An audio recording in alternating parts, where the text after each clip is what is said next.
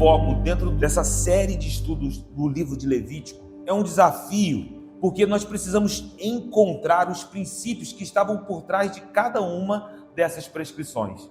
A maneira como o sacrifício precisava ser oferecido, as ofertas serem preparadas. Então, se nós lermos isso, sem que sejamos capazes de escavar os princípios que estão por trás dessas prescrições, nós não vamos entender o significado dessas ofertas para o Senhor e também o que essas ofertas significavam para o povo. Se nós entendermos o que fazia dessas ofertas algo importante para o Senhor, nós poderemos nos conectar com aquilo que é importante para Ele. Por que esses detalhes eram importantes para o Senhor? Essa pergunta precisa ser respondida.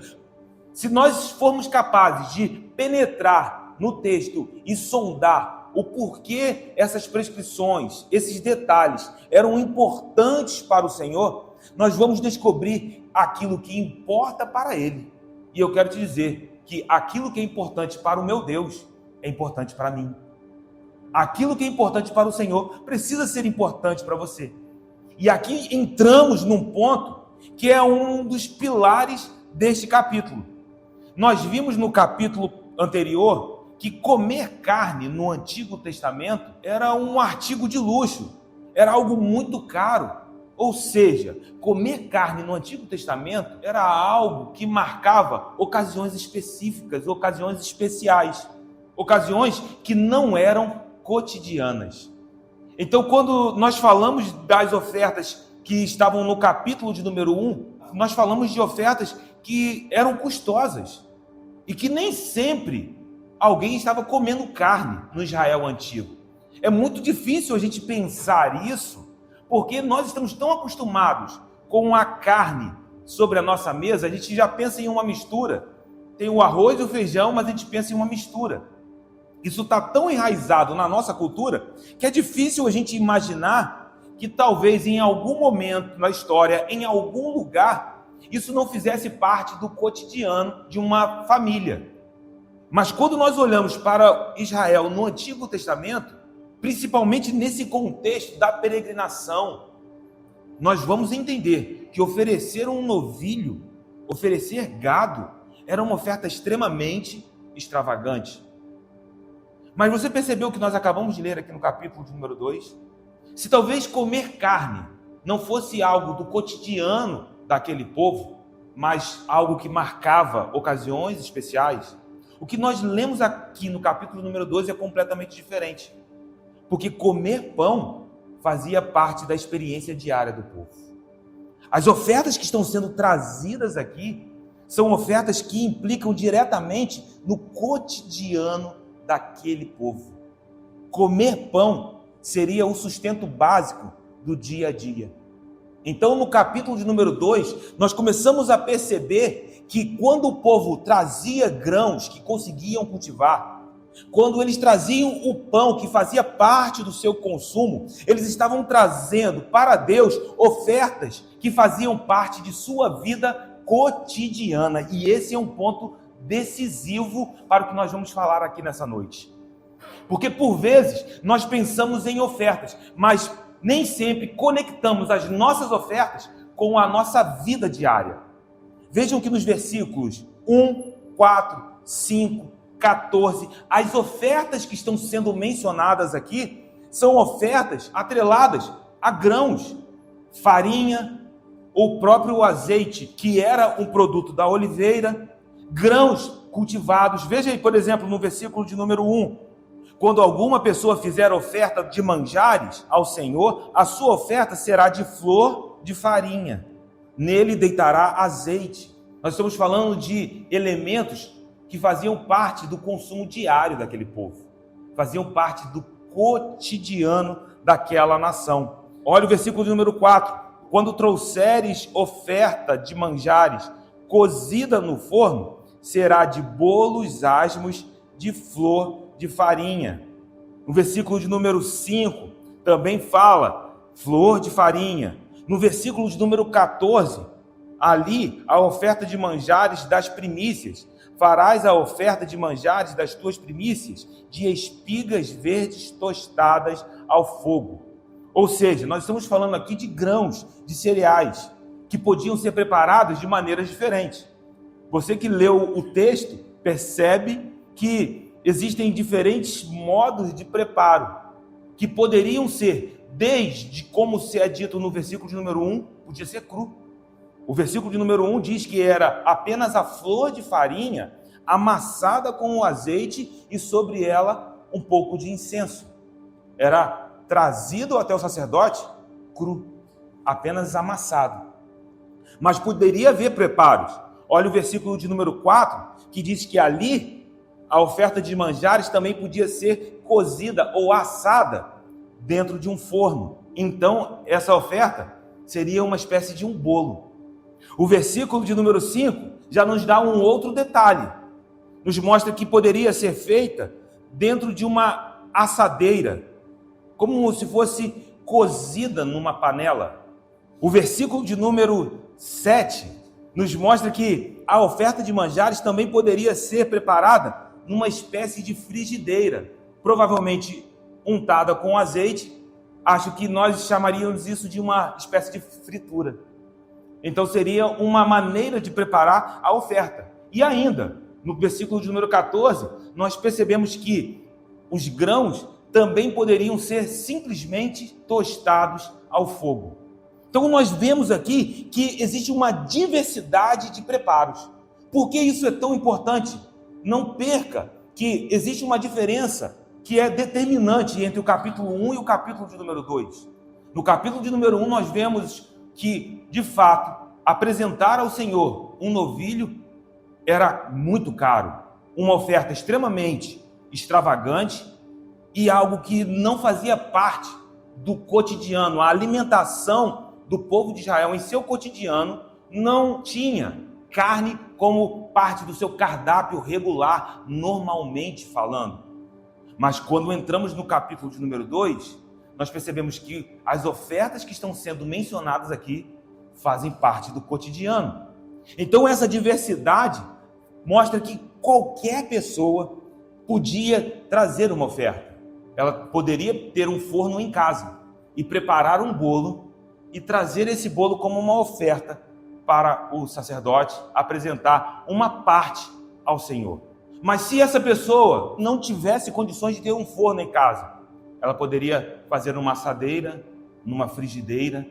Mas se ainda assim essa pessoa não tivesse, ela poderia trazer a flor de farinha amassada com azeite e com o incenso, e o Senhor aceitaria essa oferta.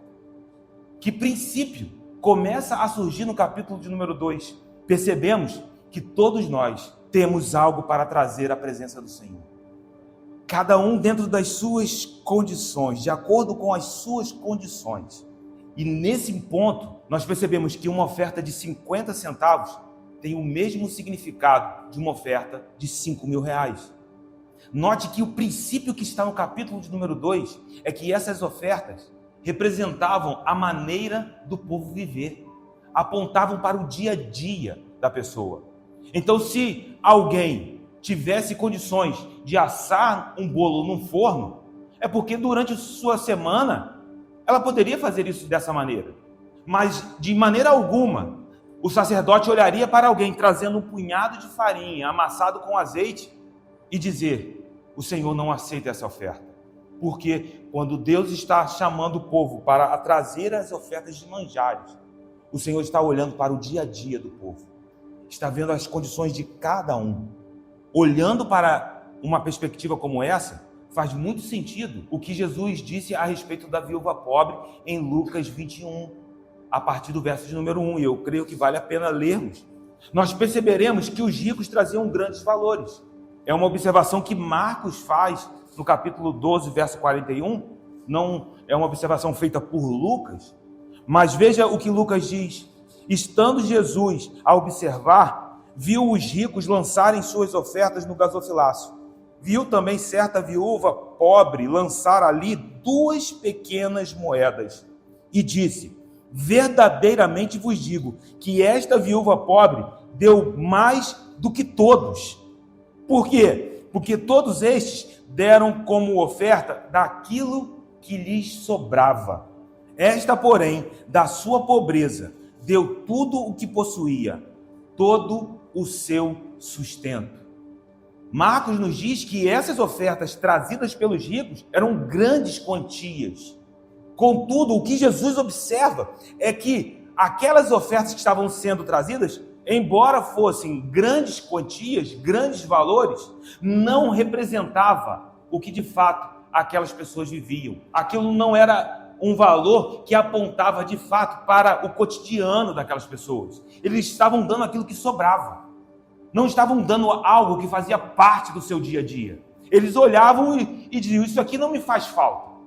Então ele retira dali aquilo que sobra e entrega. Mas quando Jesus olha para aquela viúva pobre, ele vê que aquela mulher está levando algo que representa claramente a vida dela. Representa o sustento dela. Representa o dia a dia daquela mulher. Eu orava ao Espírito para que os meus olhos espirituais fossem abertos, para eu enxergar a importância de uma oferta como essa para o Senhor. Da mesma maneira, vemos o coração do Senhor refletido em Levítico capítulo de número 2, em que ele olhava para uma pessoa que poderia trazer um punhado de farinha amassado com azeite, e ele dizer, isso é agradável para mim.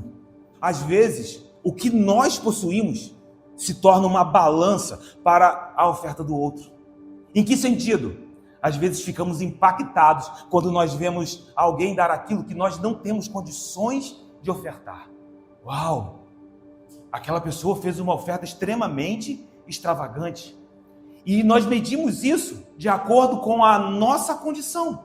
Ou então, nós nos tornamos indiferentes, porque olhamos para um outro que oferta talvez muito menos do que você é capaz de ofertar. E aquilo passa de maneira despercebida. Você não está sendo indiferente porque você quer ser indiferente, mas é porque, por vezes, os nossos olhos não podem captar a profundidade da oferta da viúva pobre. Porque é uma moeda. Imagine um momento em que ofertórios estão sendo feitos, pessoas estão vindo, e 2 moedas. E veja que o que chamou a atenção de Jesus é porque ele pôde penetrar na realidade daquela mulher. E aqui uma lição é deixada a nós. A balança que mede a oferta de alguém não está nos nossos olhos, não está nas nossas mãos. A balança está nos olhos do Senhor, porque Ele sonda os corações. Ele sabe quando alguém está trazendo uma oferta que de fato aponta para a maneira como ela vive. Uma oferta pode ser extremamente extravagante e ser 2 pequenas moedas. E nós percebemos que o livro de Levítico começa a nos mostrar isso. Eu pedi ao Espírito que ele pudesse me mostrar isso. E ele falou assim, Zeca, a oferta é como um vidro de perfume. E eu perguntei, Senhor, como assim? Porque um vidro de perfume que é trazido até mim, você só pode ver o frasco. E frascos podem ser feitos de materiais diferentes. Frascos podem ser de plástico. E eu queria ter trazido hoje, que eu não tinha lá em casa. Eu tenho um guarda-roupa lá na casa, lá em cima. Se lembram aqueles desodorantes da Avon de plástico, que você apertava assim e fazia tipo ele tem um canudinho dentro? Charisma, toque de amor. Foi a imagem que veio até mim, porque um frasco pode ser feito de plástico, mas ele também pode ser feito de um cristal muito precioso. Ele pode ser um frasco cravado de pedras preciosas. Pode ser um frasco muito bonito, mas nós só estamos olhando por fora. Mas quando o Senhor recebe esse presente em suas mãos, Ele abre. E o perfume, só Ele conhece. Homens veem frascos. Deus sente o aroma que está dentro. Samuel olha para Eliabe, o filho mais velho de Jessé. Ele está pronto para descer o azeite sobre a cabeça de Eliabe. E o Senhor diz, não, Eliabe, eu vejo de maneira diferente. Porque os homens estão olhando a aparência, mas eu contemplo o coração. Então seja um punhado de farinha amassado com azeite ou um bolo assado, todos tem algo para trazer diante do Senhor. Mas isso é só o frasco. O aroma agradável está na palavra do Senhor sobre as nossas vidas. Sabe, há algo muito importante na oferta de cereais que precisa ser dito aqui. Note que precisamos posicionar o capítulo de número 2 em seu contexto. E eu comecei a ver que o Espírito Santo de Deus estava nos mostrando como será extraordinária essa jornada dentro do livro de Levítico. O capítulo de número 2 nos diz que você não traria uma oferta de cereais para ser aceito na presença de Deus. Guarde isso. A gente precisa começar a perceber a diferença entre cada uma das ofertas. E a oferta de cereais não era trazida até o sacerdote para que o ofertante fosse aceito na presença de Deus.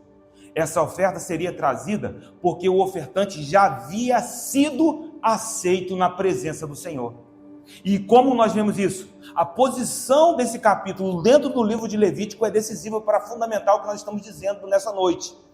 A oferta de manjares ou oferta de cereais, dependendo da sua tradução, era diferente do holocausto em seu propósito. Na semana passada nós estudamos sobre o holocausto. No capítulo 1, no versículo de número 3, nós vimos que o holocausto tinha o propósito de proporcionar a aceitação do homem na presença de Deus. Veja o texto. Se a tua oferta for holocausto de gado, trará macho sem defeito, à porta da tenda da congregação o trará, para que o homem seja aceito perante o Senhor. Ou seja, a oferta de cereais não era para que o homem fosse aceito na presença do Senhor. O holocausto era uma oferta para que o homem fosse aceito. O holocausto era uma oferta com o propósito de proporcionar a aceitação. Isso é uma palavra-chave para o que nós estamos falando aqui nessa noite. E como nós conectamos isso à nossa realidade aqui hoje? Quando eu olho para a cruz do Calvário, eu vejo Jesus vindo a nós e entregando a sua vida por mim e por você. Nesse momento, nós temos a revelação que o próprio Deus vem até a nossa condição miserável. Jesus vem até a minha miséria e Ele me dá uma oportunidade de caminhar com Ele para sempre. Eu quero te dizer, meu irmão, que Jesus, ao vir a nós, Ele abre uma porta para que você tivesse essa oportunidade de ser aceito na presença do Eterno. Por isso Jesus é esse Cordeiro que tira o pecado do mundo, mas que abre uma porta de aceitação, para que você possa se aproximar de Deus e ser aceito na presença do Eterno, porque isso é graça. Então Ele nos dá essa oportunidade. Como? Ele é o Cordeiro de Deus que nos purifica de todo pecado. Mas o primeiro passo, antes da purificação, é o Deus que diz: eu aceito você, eu me aproximo de você, como você está. Ele vem até a minha miséria. Ele veio quando eu ainda era inimigo dele. Ele não me amou porque eu ofereci uma oferta a ele. Mas quando eu estava ainda morto em meus pecados, Ele me amou. Eu quero te dizer, meu irmão, quando nós estávamos mortos em nossos pecados, antes de qualquer gesto, Ele derramou graça sobre a tua vida. Ele te alcançou com esse amor. E então um caminho foi aberto para nós, para que você pudesse ser aceito na presença dEle. Guarde isso, porque nós vamos entrar dentro do livro de Levítico mais a fundo e vamos perceber que haviam ofertas de purificação. Todas essas coisas estão apontando para Cristo Jesus. Mas o primeiro passo revela um Deus que está disposto a nos aceitar. Você já parou para pensar nisso? Um Deus santo, glorioso, cheio de majestade. Existe adoração ao redor do trono. Mas Ele diz: eu quero você perto de mim. E eu vou proporcionar os recursos sobrenaturais necessários para que você possa viver essa realidade. E uma vez que nós fomos feitos povo de Deus, isso é graça, tanto no Antigo Testamento quanto no Novo. Se você olhar Deuteronômio, capítulo de número 7, é um texto para nós conhecido aqui dentro do Imersão, mas eu acredito que vale a pena reler dentro do contexto de Levítico, porque aponta para um Deus que escolhe um povo para si graciosamente. Deuteronômio 7, a partir do versículo de número 6 diz: porque tu és povo santo ao Senhor teu Deus. O Senhor teu Deus te escolheu para que lhe fosses o seu próprio povo, de todos os povos que há sobre a terra. Não vos teve o Senhor afeição, nem vos escolheu porque fosseis mais numerosos do que qualquer povo. Pelo contrário, veja, pois eres o menor de todos os povos. Mas então por que o Senhor escolheu só a parte A do versículo número 8? Mas porque o Senhor vos amava. É uma escolha graciosa.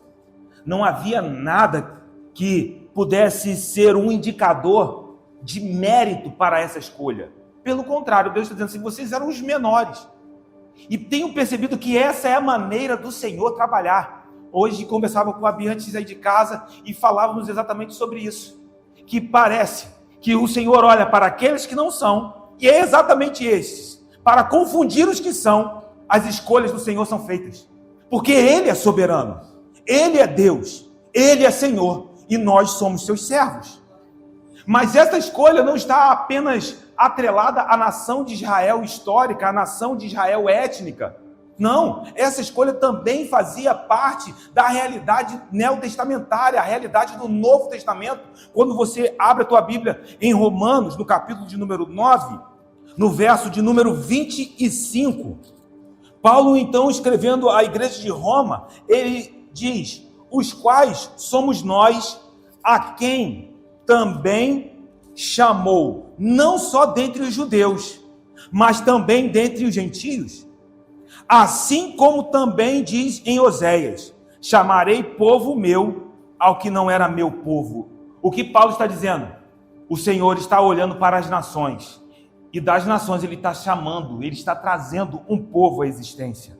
Ele chamará de amada a que não era amada. Nós não estávamos incluídos nessa promessa de Deuteronômio 7. Contudo, e com a plenitude dos tempos, nós olhamos para Cristo Jesus. Então, eu e você, que não éramos povo, fomos chamados à existência como povo do Senhor. Eu e você, que não éramos esses amados do Senhor, porque nós éramos as nações, nós éramos os gentios. O Senhor diz: não, agora a humanidade pode conhecer a revelação deste mistério. Que mistério é esse? Cristo em vós. Nós estudamos em Colossenses. Essa é a esperança da glória. Então nós fomos feitos graciosamente povo do Senhor e aceitos diante dele. Você foi aceito diante da presença do Senhor por meio do sacrifício de Jesus na cruz do Calvário. No Antigo Testamento, essa aceitação era proporcionada por um sacrifício de animal. Levítico 1, versículo de número 3. E vimos que existiam diferentes maneiras do povo apresentar um holocausto. Falamos isso na semana passada.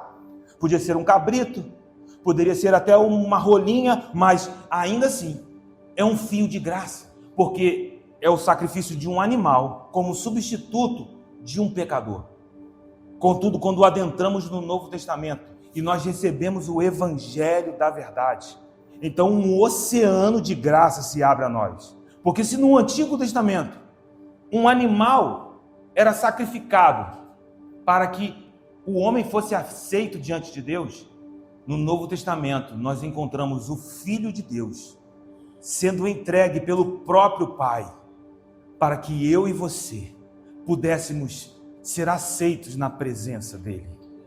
O sacrifício de um inocente proporcionou a nós esse lugar de aceitação.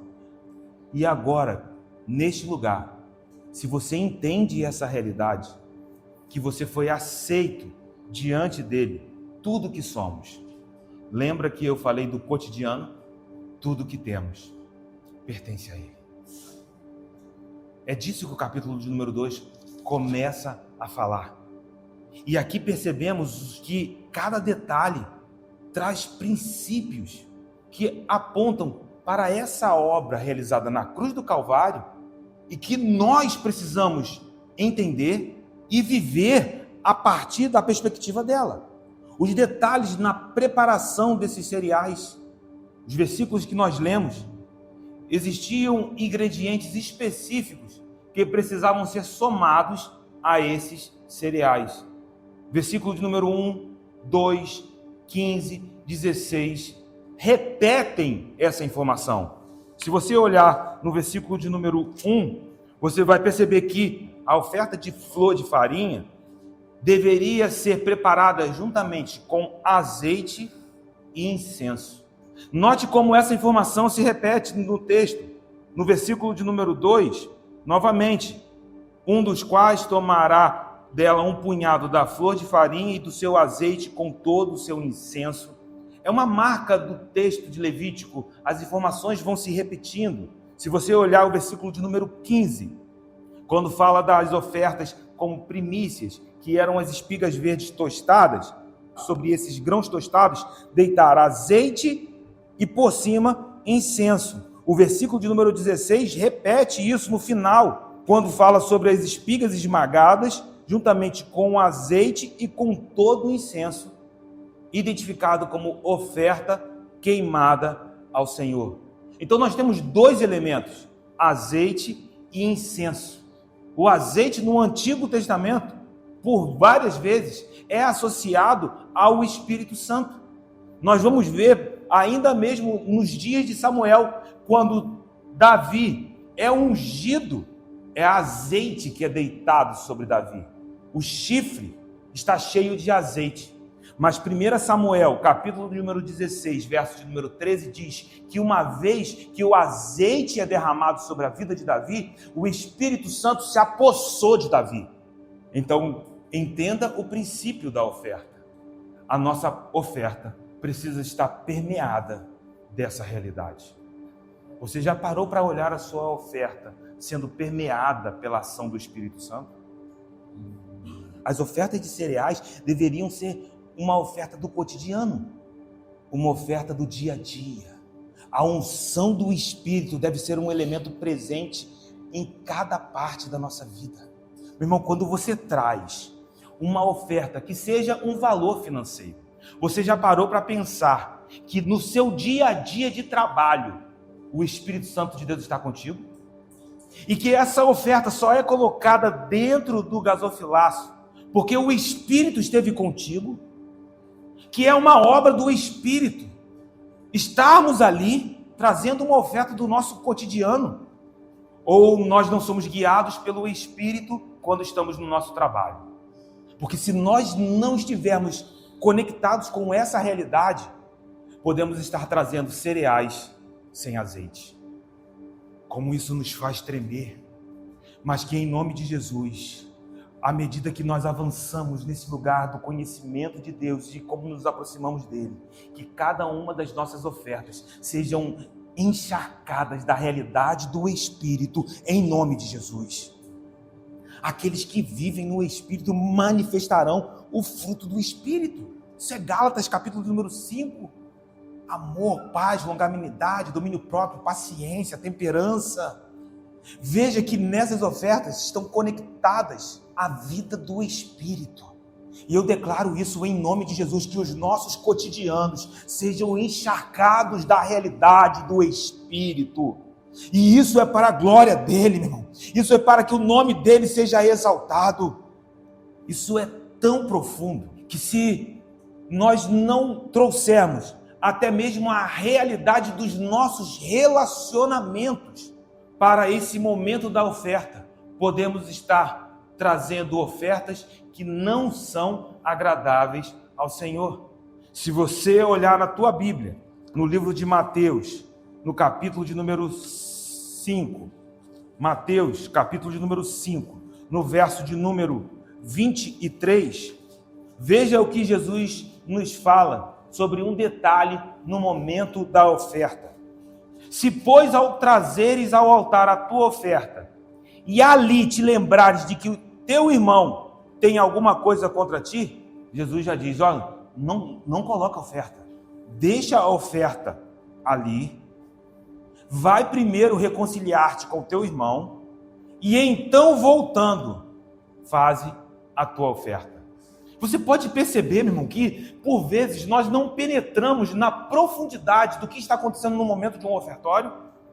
Eu fui completamente moído hoje pelo Senhor, porque O momento do ofertório é um momento em que nós revisitamos a nossa realidade. Nós estamos trazendo algo para oferecer ao Deus que é santo. Então a nossa oferta precisa ser uma oferta santa. Mas como podemos trazer então uma oferta dessa maneira? Apenas sendo encharcados pelo Espírito. Enchei-vos do Espírito. Sejam pessoas que carregarão essa realidade de maneira extravagante.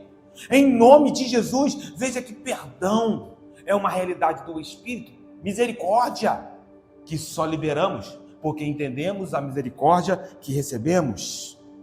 Amor que manifestamos porque antes de qualquer coisa, o Senhor nos amou primeiro. Que o Espírito nos lidere, em nome de Jesus, até esse lugar tão excelente. Irmão, eu creio que nós vamos avançar para lugares onde ofertas excelentes serão apresentadas ao Senhor. Que serão 2 moedas excelentes. Que seja 5.000, mas será excelente. Não por causa da quantia, mas porque Deus está olhando para dentro de nós e está derramando o seu Espírito para que possamos nos parecer com Ele e nos mover de maneira santa. Então não é sobre quantidade, não é sobre valor, não é sobre quantias que nós estamos falando nesta noite. São sobre ofertas permeadas pela revelação do Espírito. Nós não traremos cereais sem azeite. E também não traremos cereais sem incenso. Novamente, o incenso, tanto no Antigo Testamento quanto no Novo Testamento, nos fornece uma imagem das nossas orações que sobem ao Senhor. Não é de qualquer oração. A imagem do incenso é a imagem da oração que sobe. É a imagem de algo que chega até a presença do Eterno e que permanece naquele lugar. Os salmistas sondaram isso. O Salmo de número 141, verso de número 2, diz: suba a tua presença a minha oração como incenso, e seja o erguer de minhas mãos como oferenda vespertina. Isso não é só uma realidade do Antigo Testamento. Há um texto que sempre citamos, que é Apocalipse, capítulo de número 5, que nos traz uma revelação da sala do trono. No versículo de número 8 diz que onde o trono está, existem taças. Veja o verso de número 8. E quando tomou o livro, os 4 seres viventes e os 24 anciãos se prostraram diante do Cordeiro, tendo cada um deles uma harpa e taças de ouro cheias de incenso, que são as orações dos santos. São as nossas orações, orações de um povo santificado pela obra do Cordeiro, que foram comprados pelo sangue do Filho amado, mas também constituídos reis e sacerdotes. E uma vez nesse lugar de intercessão, nós começamos a clamar ao Senhor e as nossas orações sobem. Então o incenso é uma imagem daquilo que sobe como aroma, sobe como algo agradável até o nosso Deus. E ao ser misturado a porção de cereais, então naquele lugar, quando a oferta fosse queimada, um aroma seria produzido, e isso comunicaria algo que está lá em Levítico, no capítulo 2, nos versos 2 e 9, o final do verso de número 2, que essa oferta queimada, ela é de aroma agradável ao Senhor. É a mesma realidade que é descrita no verso de número 9, o final do verso é a oferta queimada de aroma agradável ao Senhor. É algo que o Senhor ouve e Ele se agrada. E isso é decisivo, porque o ponto não é se nós trouxemos uma oferta. O ponto que nós deveríamos nos preocupar um pouco mais é se o Senhor recebeu a nossa oferta. Porque se o Senhor não receber, não adiantou. Pelo contrário, torna-se uma semente de morte, porque nós estamos caminhando em enganos. Mas Deus te trouxe aqui nessa noite para que você possa ser refinado, para que você possa avançar no conhecimento de Deus e no conhecimento daquilo que é importante para Ele, porque aquilo que é importante para Ele é importante para nós. Nós vemos no capítulo de número 2 que a oferta de cereais preparada com azeite, preparada com incenso, é uma oferta oferecida num lugar de relacionamento com Deus. Azeite e incenso está falando de relacionamento. O Espírito que nos conecta com o Espírito do Pai. Porque, entenda, o Espírito Santo é o Espírito do Pai. Então, é o Espírito que nos conecta às realidades espirituais. É o Espírito Santo que derrama sobre você a revelação da paternidade, do Abba, que diz que nós somos filhos. É o Espírito que diz que nós somos amados pelo Pai. É o Espírito que sonda as profundezas do coração do Pai e derrama sobre nós essa revelação de coisas que nem olhos viram, nem ouvidos ouviram, que não penetrou no coração de homem algum, mas que está reservado para todos aqueles que amam ao Senhor segundo os seus propósitos. É o Espírito. E no lugar de oração onde nós abrimos a nossa boca e cremos que o Senhor nos ouve. Então a oferta, ela precisa ser trazida, oferecida num lugar de relacionamento com Deus. Nós não podemos trazer cereais sem azeite. Não podemos trazer cereais sem incenso. E veja que isso é algo tão preciso dentro do livro de Levítico, e você vai notar que os detalhes são específicos. Nós estamos falando de uma oferta trazida num lugar de relacionamento. Uma oferta trazida num lugar de relacionamento teria azeite e incenso. Se a oferta fosse uma oferta de purificação de pecados, olha aí em Levítico capítulo de número 5, é só um spoiler. Mas aí você começa a perceber que as prescrições são extremamente detalhadas. Levítico 5:11. Porém, se as suas posses não lhe permitirem trazer 2 rolas ou 2 pombinhos, então aquele que pecou trará por sua oferta a 10ª parte de um efa de flor de farinha como oferta pelo pecado. Note isso, uma oferta pelo pecado. Não é uma oferta onde o relacionamento está estabelecido de maneira que houve aceitação. Existe pecado. E se é uma oferta pelo pecado, veja o que está escrito no final do texto. Não lhe deitará azeite, nem lhe porá em cima incenso. Por quê? Pois é oferta pelo pecado. A sugestão que é feita nesse versículo é que símbolos como o Espírito Santo, o azeite, o incenso como um lugar de louvor a Deus, não podem ser colocados sobre um sacrifício com o qual se busca perdão de pecados. Um lugar onde a conexão está quebrada. E esse é o efeito do pecado. Quando nós não sondamos as nossas vidas e nós não caminhamos num lugar de arrependimento, nós estamos extinguindo o Espírito. Não é à toa que Paulo fala, não extingais o Espírito, mas que nós possamos ouvir a voz do Espírito em nome de Jesus, que nos traz a revelação de quem nós somos, de quem Ele é, e então constrangidos por esse amor, nós nos aproximamos em contrição e arrependimento. Nós nos posicionamos dentro dessa realidade da obra de Cristo Jesus na cruz do Calvário e então somos aceitos. E as suas orações, como incenso suave. Note como que são detalhes muito específicos dentro do livro de Levítico, mas que trazem clareza na maneira como nós nos aproximamos do Senhor. A diferenciação entre os sacrifícios expiatórios, a gente está falando de Levítico 1, e nós vamos falar um pouco mais disso em nossa jornada. A diferenciação dos sacrifícios expiatórios com os sacrifícios e as ofertas que são descritas após o holocausto são muito importantes, porque nós começamos a perceber como que nós recebemos o perdão graciosamente por meio de Jesus. E aí, uma vez que você recebeu esse perdão, nós adentramos a uma vida de sacrifício de louvor que nós oferecemos ao Senhor. O livro de Levítico vai nos mostrar que o sacrifício expiatório foi realizado por Jesus. Mas uma vez que você foi alcançado por essa obra, a sua vida se torna uma vida de sacrifício de louvor em rendição a Ele. São realidades diferentes e o livro de Levítico nos mostra isso. Algumas pessoas perguntam, poxa, mas se Jesus já morreu na cruz do Calvário por todos os nossos pecados, por que eu preciso tomar a minha cruz e segui-lo? Se a obra da cruz do Calvário é definitiva.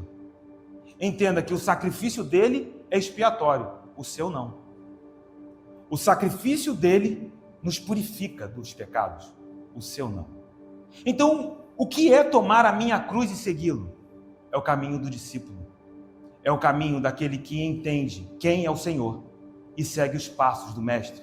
Não para oferecer um sacrifício por perdão de pecados, porque entende que o sacrifício pleno já foi feito na cruz do Calvário. Mas porque uma vez que você foi alcançado por essa graça, você viverá sendo regido por essa graça. Meu irmão, que o Senhor traga clareza ao teu coração nessa estação dentro do livro de Levítico. Então nós percebemos que essa diferenciação é necessária e ela surge dentro do livro de Levítico. Nós já começamos a perceber só dentro do capítulo 1 para o capítulo de número 2. E ainda dentro do capítulo número 2, se você olhar o verso de número 11, ainda vemos dois elementos que, diferente do azeite e do incenso, que eram previstos, precisavam estar incluídos nas ofertas de manjares, dois elementos não deveriam ser usados de maneira alguma nesse tipo de oferta. O versículo de número 11 diz que nenhuma oferta de manjares que fizerdes ao Senhor se fará com fermento, porque de nenhum fermento e de mel nenhum queimareis por oferta ao Senhor. Por quê? Confesso que todos os comentaristas são muito cuidadosos para falar sobre isso, mas talvez o fermento seja um primeiro passo mais seguro para darmos aqui, porque o texto não nos dá uma explicação direta por que não usar fermento, mas sabemos que o fermento tem uma ligação com o Egito. Se você abrir a sua Bíblia em Êxodo, capítulo de número 12, no versículo de número 8, é a instituição da Páscoa. O povo está saindo do Egito, a opressão acabou, o povo está sendo liberto. E na celebração da Páscoa, a primeira Páscoa, que depois continuaria sendo celebrada todo ano, o texto nos dá uma prescrição. Naquela noite, falando da celebração da Páscoa, comerão a carne assada no fogo, com pães asmos e ervas amargas a comerão. Pães asmos eram pães sem fermento. De alguma maneira, a fermentação trazia uma sugestão de deterioração ou de corrupção, porque a fermentação é uma deterioração. Ah, mas por que então se coloca fermento no pão para que ele possa fermentar? É uma fermentação controlada. Note que o cara não coloca fermento lá e abandona a massa, porque se acontecer algo dessa maneira, se perderá a massa, certo? Ou seja, quando alguém está preparando um pão e coloca fermento, não é uma fermentação de qualquer maneira, porque a fermentação de alguma forma aponta para essa corrupção. E aí Paulo, em 1 Coríntios 5, no versículo de número 7, nos mostra um paralelo de uma conexão dessa realidade do fermento. 1 Coríntios 5, a partir do verso de número 7. Veja o que Paulo fala à igreja de Corinto, e Paulo está contrastando duas realidades, a antiga realidade e uma nova realidade. E isso se aplica a nós. Por quê? Porque quando Jesus veio, ele inaugurou uma nova realidade. Nós somos nova criação, nós somos nova criatura. E aí no versículo de número 7, olha o que Paulo diz: lançai fora o velho fermento, para que sejais nova massa, como sois de fato sem fermento. Ele está dizendo, vocês são sem fermento, vocês são asmos. Pois também Cristo, nosso Cordeiro Pascual, foi imolado. Olha a relação com o Êxodo. O Cordeiro foi imolado. E nós somos o pão sem fermento. Por isso, celebremos a festa não com o fermento velho, nem com o fermento da maldade e da malícia. O que é o fermento velho? Maldade, malícia. Mas celebremos sim com os asmos, os pães sem fermentos, que são o quê? A sinceridade e a verdade. O fermento é colocado de lado. Os pães da sinceridade e da verdade. Agora, traga esse aspecto para dentro da sua oferta. Como pode haver fermento na sua oferta? Malícia? Maldade? Segundas intenções? Traga 5 porque você receberá 1.000. Traga 10 para receber 20.000. Impureza. Segundas intenções. Paulo está dizendo que a nossa vida como um todo deve ser livre dessa realidade. Então Paulo está trazendo isso de maneira espiritual, mas começamos a entender, porque Paulo era judeu, fariseu, ele sabia exatamente o significado de algo como o fermento num pão, numa celebração de Páscoa. E aí a prescrição de Levítico precisa ser uma oferta sincera, precisa ser uma oferta carregada da verdade. Com esses aspectos faz todo sentido que a nossa vida inteira seja uma oferta agradável ao Senhor. Que a tua vida por completo seja uma vida entregue ao Senhor, com a verdade. Não se esconda nessa noite. Diga quem você é. Peça que o Espírito te lidere no avanço dessa identidade como nova criatura em Cristo Jesus. Então o fermento nos dá uma conexão razoavelmente segura. Já o mel é um pouco mais delicado, nós precisamos ter mais cuidado com as conexões. Mas sabemos que o mel também produz fermentação. Então talvez esse paralelo do fermento e do mel sejam dois elementos da mesma categoria, elementos que produzem a fermentação, que aponta para a corrupção. Algumas tradições judaicas diziam que a corrupção da natureza humana, é doce para o homem. Isso é tradição rabínica, mas faz muito sentido. É o Champlin que fala isso.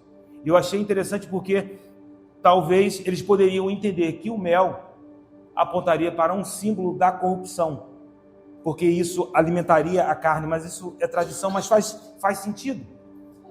Então, tanto o fermento quanto o mel eram elementos que produziam a fermentação. Quando nós olhamos para o Antigo Testamento, a antiga realidade de Israel era o Egito. Quando Israel estava dentro do Egito, eles estavam como um povo oprimido, um povo escravizado. Mas Deus restaura o povo, ele liberta o povo. Só que o Egito tinha como marca o uso do fermento. Fazendo uma pesquisa no Google, vocês que gostam de fazer pesquisa, depois procurem. A técnica da fermentação foi desenvolvida no Egito há 4.000 anos aproximadamente antes de Cristo. Era uma técnica desenvolvida pelos egípcios. Era uma marca da maneira dos egípcios viverem. Então, quando Deus está dizendo que não tenha fermento nesse cereal, que não haja fermento nessas ofertas, Ele está dizendo que vocês foram um povo tirados desse lugar. Vocês foram restaurados. Então, colocar ali o fermento era um símbolo de voltar ao Egito. Percebam uma coisa, o fermento não era um alimento proibido para o povo de Israel. O mel também não era um alimento proibido.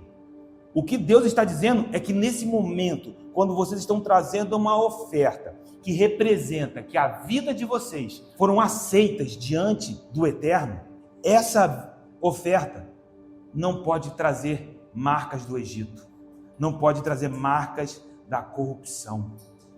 Meu irmão, eu quero dizer que as nossas vidas foram transformadas por Cristo Jesus e que nós somos, como Paulo diz, esses pães asmos, os pães da verdade, os pães da sinceridade. Então, cada detalhe da prescrição, ela está conectada com uma realidade espiritual.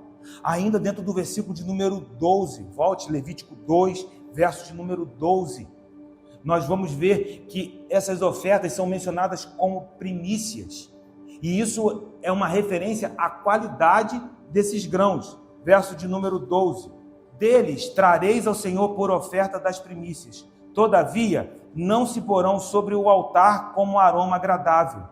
13, toda a oferta dos teus manjares temperarás com sal. A tua oferta de manjares, não deixarás faltar o sal da aliança do teu Deus. Em todas as tuas ofertas aplicarás o sal. Então, a primeira característica ser mencionada, primícias.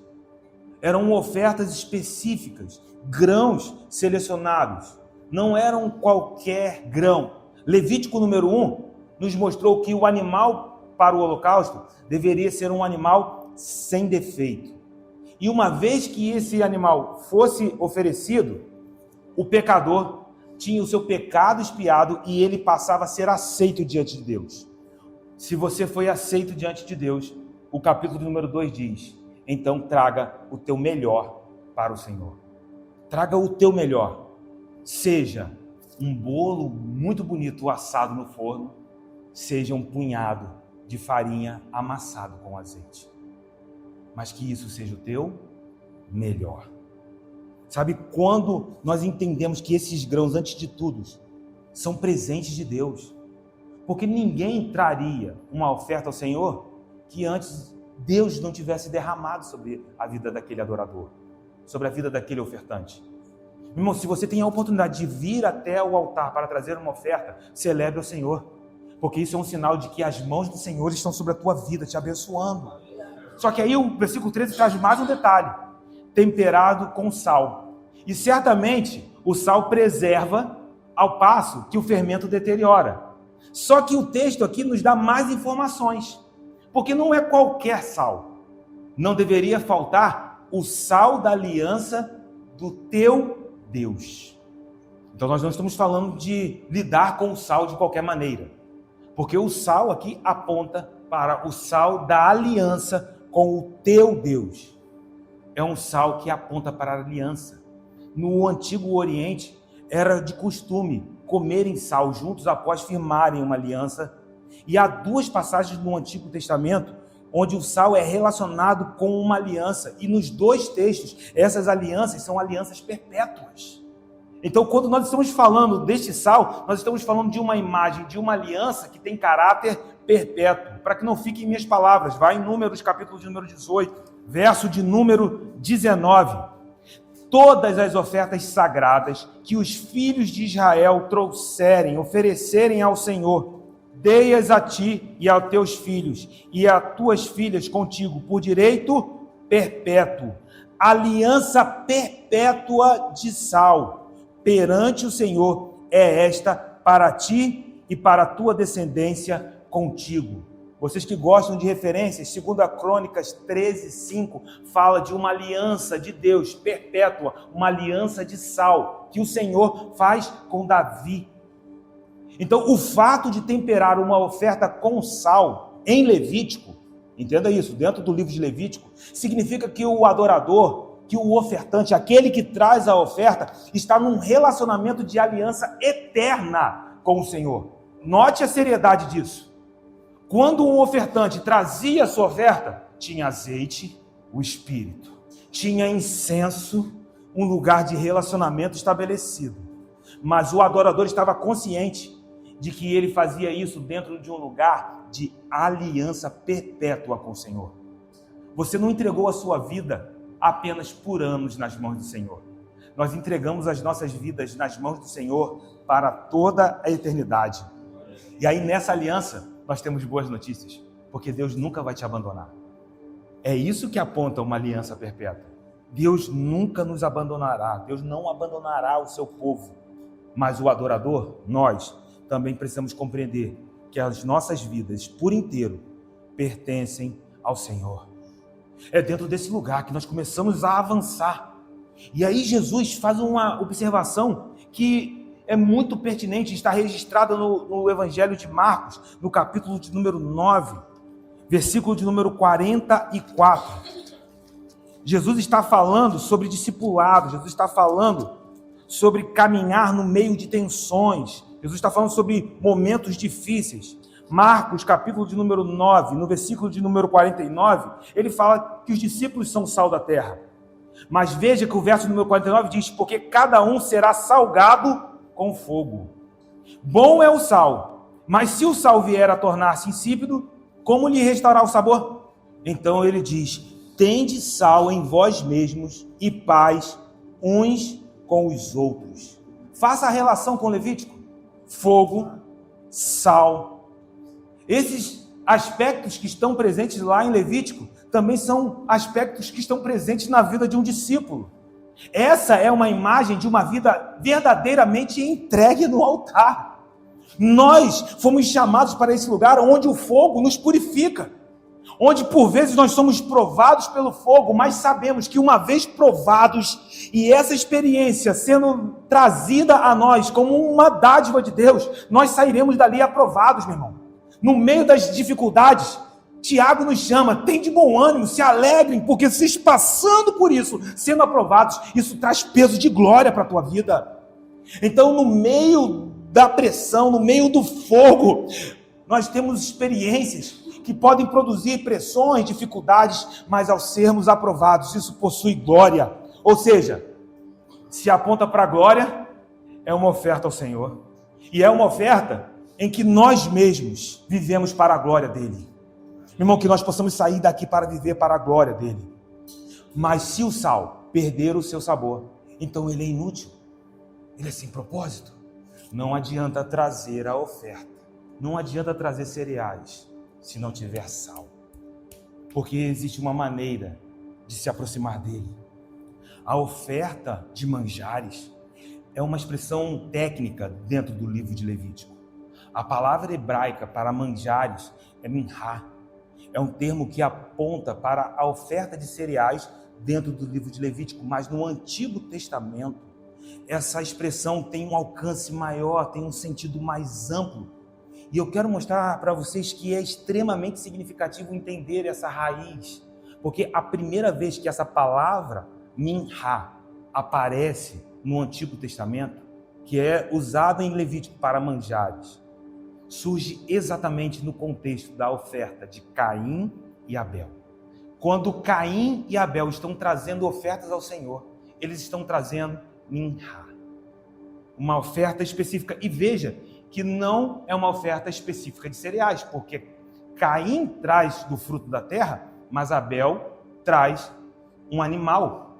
Mas ambos são tratados em Gênesis capítulo 4, versículo número 3, como minhá. Só que se você olhar Gênesis 4, 3, e aqui a gente tem uma palavra-chave, eu quero que você possa estar atento a esse detalhe. Porque muita gente pergunta, por que Deus aceitou a oferta de Abel e rejeitou a oferta de Caim? Vamos olhar para o texto. Gênesis 4, no versículo de número 3, diz que aconteceu que no fim de uns tempos, trouxe Caim do fruto da terra uma minhá, uma oferta ao Senhor. Abel, por sua vez, trouxe das primícias do seu rebanho e da gordura deste. Agradou-se o Senhor de Abel e de sua minhá. É a mesma palavra, a mesma expressão. Só que o que nós precisamos nos atentar aqui é que o texto não diz que Deus aceitou a oferta de Abel e não aceitou a oferta de Caim. O que o texto diz? Que o Senhor se agradou da oferta de Abel e não se agradou da oferta de Caim. Mantenha os pés lá em Levítico. Levítico 1, aceitação. Uma vez aceitos perante o Senhor, aquilo que trazemos é uma oportunidade de agradá-lo.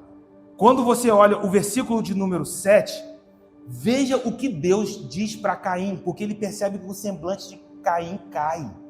Mas Caim, se procederes bem, não é certo que serás aceito. Então, o que determina a aceitação não é a oferta, é o adorador. E a gente vai caminhar ainda um pouco mais.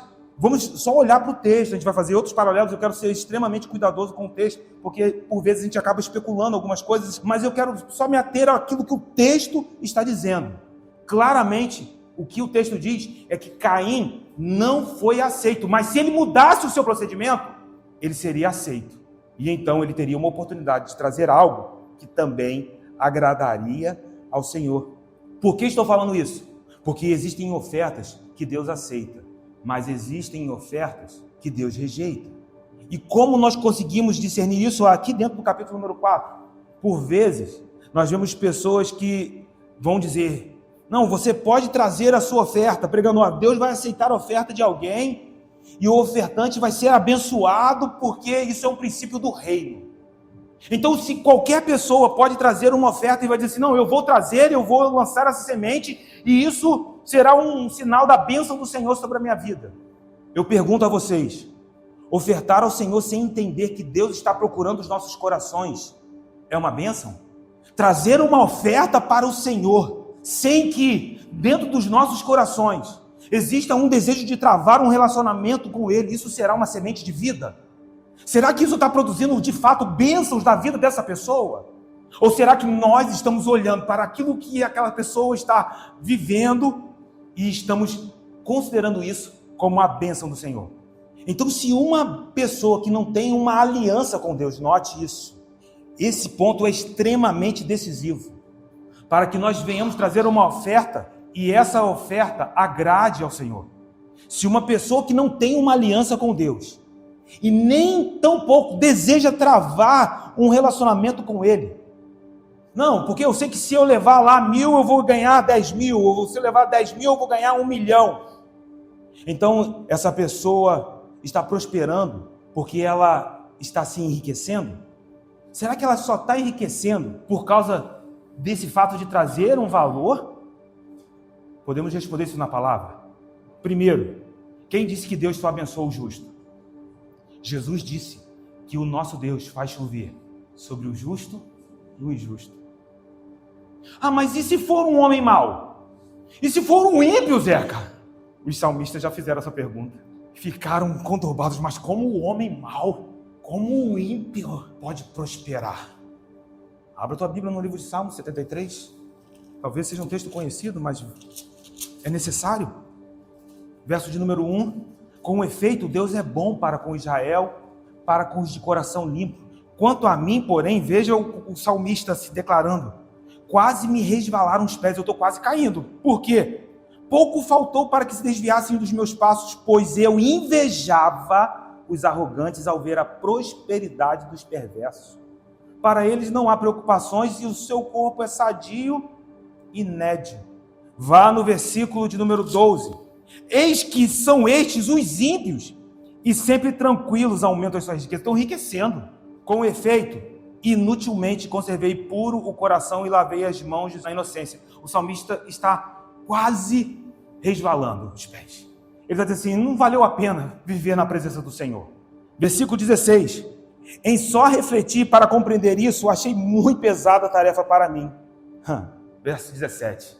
Até que entrei no santuário de Deus e atinei com o fim deles. Então não se confunda com a prosperidade dos ímpios, porque nós não estamos olhando apenas para esse momento e nem para uma riqueza, para 10, 20, 30, 50 anos. Eu estou olhando para o fim. Deus está dizendo que nós precisamos olhar para o fim. Não se distraiam, olhe para o fim. E aí quando ele olha para o fim, ele entende que os caminhos são escorregadios. E aí no verso de número 23 ele continua: todavia eu estou em um lugar diferente.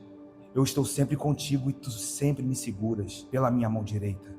Tu me guias com o teu conselho e depois me recebes na glória. Quem mais tenho eu no céu? Não há outro em quem eu me compraza na terra. O que faltava era o salmista encontrar esse lugar de contentamento. Então não se engane, se o justo prospera, o ímpio também vai prosperar, porque Deus não faz acepção de pessoas. Ele faz chover sobre o justo e sobre o injusto. São palavras de Jesus. E se você está atribulado porque você está vendo o ímpio prosperar, e talvez essa não seja a realidade que você está vivendo, cuidado para que o seu coração não esteja sendo tomado por inveja, porque o fim deles será diferente do seu. Então não confunda. Então o ímpio traz, ou uma pessoa que não tem uma aliança com Deus traz, uma pessoa que não quer ter relacionamento com Deus, às vezes pessoas até que blasfemam contra o Senhor, trazem, mas eles estão sendo abençoados. O ponto é que alguns só estão olhando com a perspectiva dos olhos naturais, com a perspectiva daquilo que é aparente. Ele lucrou financeiramente, ele está em uma situação estável economicamente, mas e o que Deus pensa de tudo isso? Você quer saber o que Deus está pensando de tudo isso? Abra em Provérbios, capítulo de número 15, no verso de número 8. O sacrifício dos perversos é abominável ao Senhor. Algumas versões vai dizer: o sacrifício dos ímpios é abominável ao Senhor. A NVI traz: o Senhor detesta. Você está entendendo que é uma oferta que é trazida, mas o ponto, meu irmão, não é se a pessoa traz a oferta. O ponto que precisamos responder é se Deus aceita a oferta. Se quando Deus vê aquela pessoa trazendo, o coração dele se alegra, porque ele não está olhando para, meu Deus, ele não está olhando para o frasco. O frasco pode ter diamantes cravados, mas se ao abrir a tampa não houver a essência, entenda isso, irmãos. Aí talvez alguém possa dizer, então Zeca, já que eu estou na igreja, isso me garante que Deus aceitará a minha oferta. O quê? Se você disser isso, você não entendeu nada. Abra a tua Bíblia em Malaquias, capítulo de número 1, verso de número 8. Quando trazeis animal cego para o sacrificardes, não é isso mal? E Deus aqui está falando através do profeta Malaquias para os de dentro. Ele está falando para a gente. Ele está falando de um povo que trava uma aliança com o Senhor. Guarde isso. Então ele está falando, nós tratamos aqui de pessoas que não têm aliança. E percebemos que o Senhor está olhando para dentro do coração. Então, uma vez que eu estou em Cristo, uma vez que eu tenho uma aliança com Deus, então eu posso trazer a minha oferta de qualquer maneira. Olhe para o que Malaquias diz. Quando trazeis animal cego para o sacrificardes, não é isso mal? E quando trazeis o coxo ou o enfermo, não é isso mal? Aí Malaquias é usado pelo Espírito e é de maneira praticamente irônica. Ora, apresenta ao teu governador, acaso terá ele agrado em ti? Note a palavra, agrado.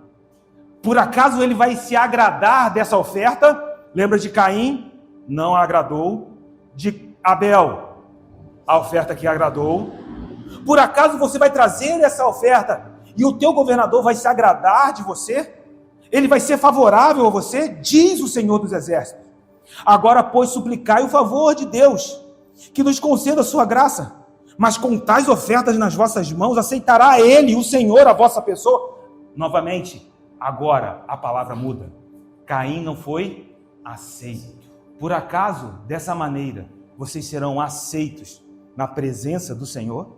O texto continua. Tomara houvesse entre vós quem feche as portas, para que não acendesses debalde, de maneira desleixada, o fogo do meu altar.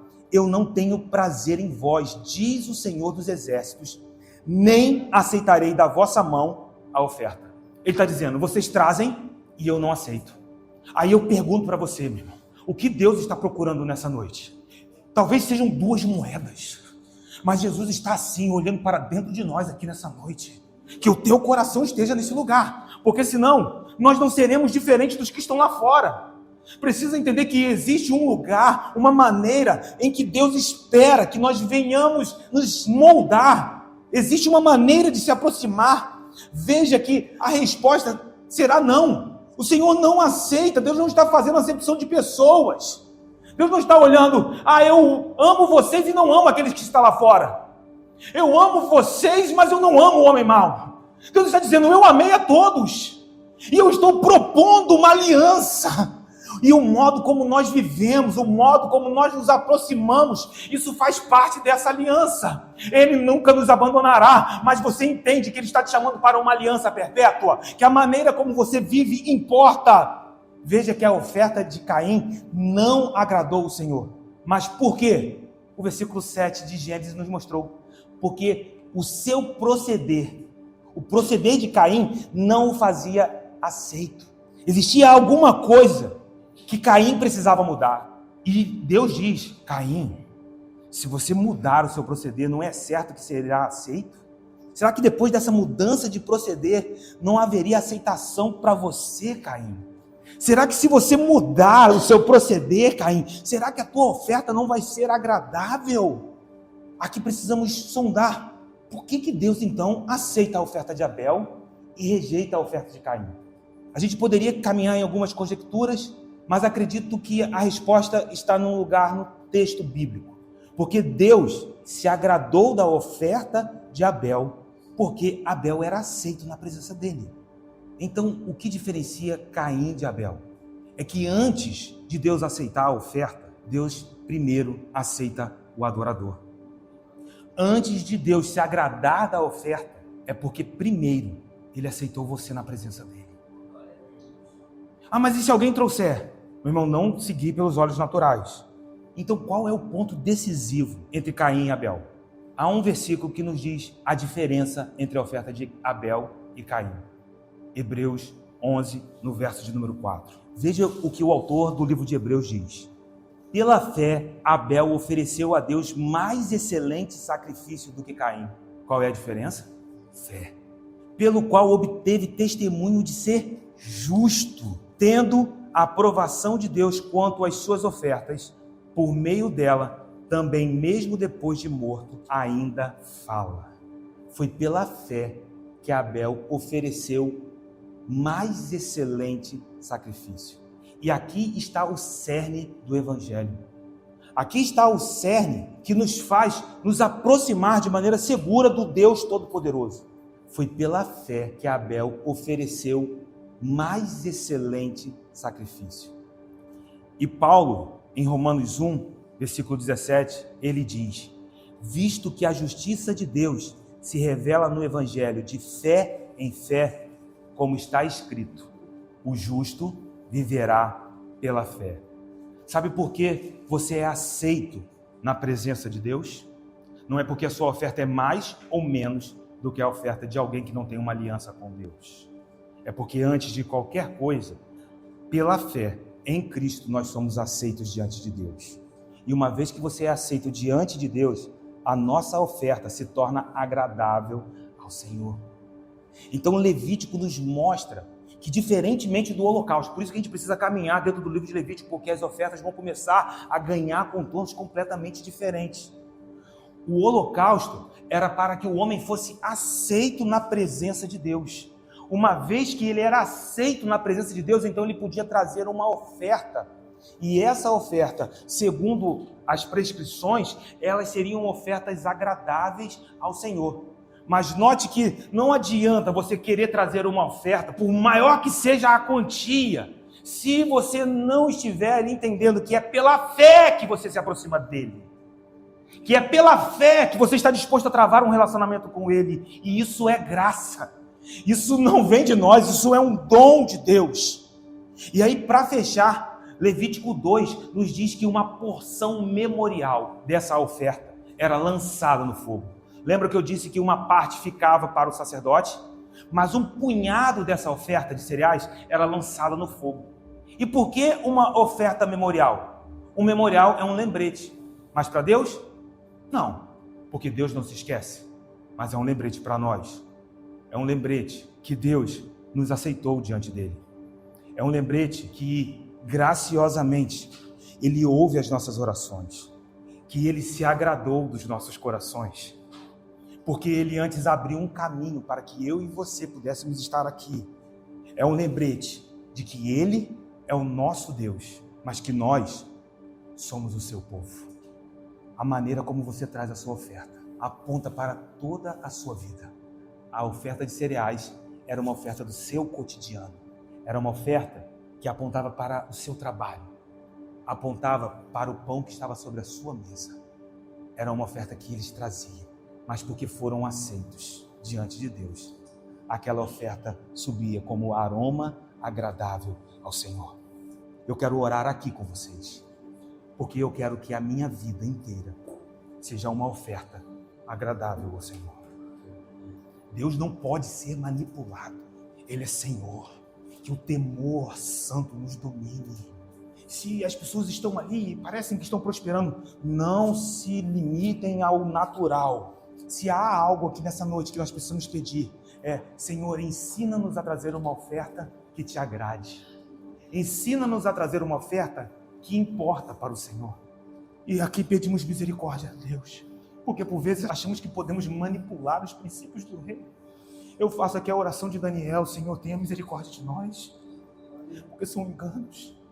E aqueles que se enveredam por esses enganos, o fim deles é escorregadio. Mas os nossos olhos estão sendo abertos nessa noite. Peça ao Senhor nesse momento: Espírito Santo, nos ensine a trazer aquilo que agrada ao Senhor. Ensina-nos a nos aproximar de Ti, de maneira que seja importante para Ti. Porque aquilo que é importante para Ti é importante para nós. Senhor, aquilo que importa, que Te alegra, que Te agrada, Senhor, é o que nos importa, é o que nos alegra.